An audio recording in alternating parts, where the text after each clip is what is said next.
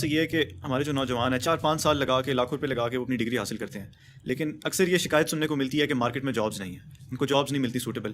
تو اسی وجہ سے اکثر نوجوان یہ خواہش کرتے ہیں کہ وہ باہر کسی ملک جا کے ایک اپنا فیوچر سیکیور کرنے کے لیے جاب کریں یا پھر کام کریں اپنے ملک کو چھوڑ کے.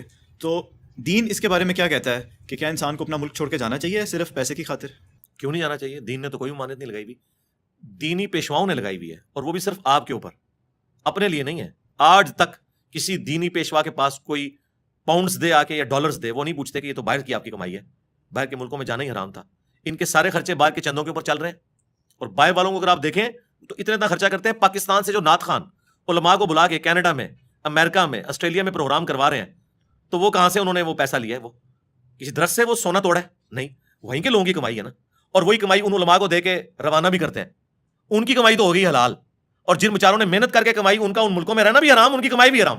واہ، یہ کون سی لاجک ہے؟ تو میں تو یہ پریفر کرتا ہوں کہ پاکستان جن کرائسس سے گزر رہا ہے، جو لوگ باہر جا سکتے ہیں انہیں باہر جانا چاہیے.